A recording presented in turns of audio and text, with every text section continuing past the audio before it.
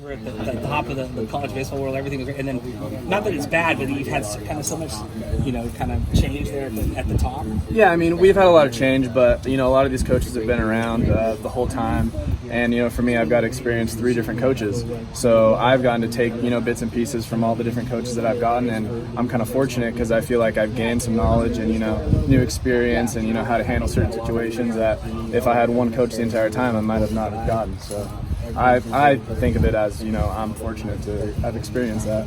And I was talking with Andy, and he said, it's a really close team. I mean, and like while there's changes there, people might see that everything else has stayed the same inside the clubhouse. Do you feel that same way? Yeah, absolutely. I mean, all the guys are here for one another. We're playing for each other. We're motivated. We compete very well. We have a ton of energy. I mean, I don't think we're going to miss a beat. So. Pitching staff. Yeah.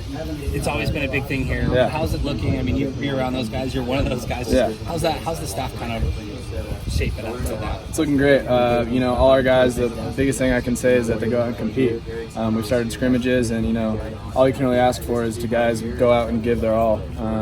Which they're doing, and we've got guys who are throwing strikes, we've got guys who throw hard, we've got guys who don't, but every single guy top to bottom goes out there and competes, and that's really all I can ask for.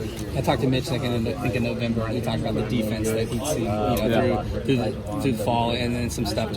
As a pitcher, what do you think about the defense that's going to be behind you? I think it's great. Whenever you have a really good defense like we do, we always do, that instills confidence in you as a pitching staff, knowing that you don't need to pitch for a strikeout, and you can just let your defense work, and having confidence that they're going to get the job done is it's huge. It's important, and that's something that we've always done a really good job of here. Being a senior, leadership anymore for you this year, or how's that kind of playing out?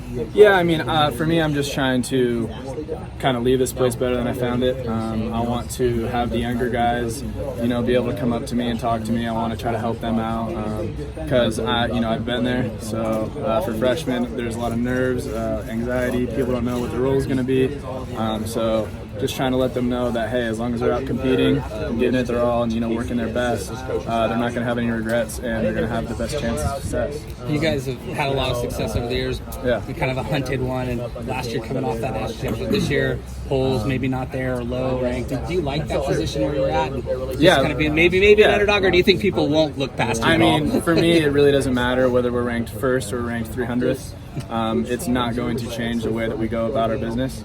It's not going to change the way that we approach a game. We're going to compete with all of our hearts and our minds all the time.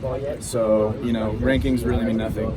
The only one that matters is the one at the end of the year. Jake, you're slated to be a starter. Sorry if you already I scheduled this, but the last guy that came out of the bullpen and ended up being a starter, senior Matt Boyd, had a pretty good year. Yeah. Just kind of talk a little bit about what that means to you to be able to get that starting position after kind of being out of the pen the last 3 years, and what you think you can kind of bring as the senior kind of maybe anchor in that lineup. Yeah, I mean, Matt Boyd actually was one of my reasons I came back.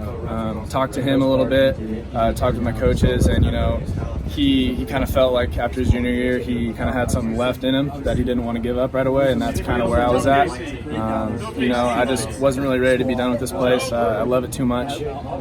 So for me, yeah, I mean, I'm just going to go out and compete. Whatever my role is going to be, right now it'll be starting, but, for me, I just want to go out and just give it my all every time. And then continuing on that, how does the pitching staff this year look as a whole? I know you kind of talked about a little bit about that with Steve, but just kind of what's maybe impressed you at a fall camp, and what's maybe some strengths you guys haven't going into the year? I've been really impressed just by the competitiveness. All our guys, freshmen, are coming in right away, throwing strikes, getting after guys.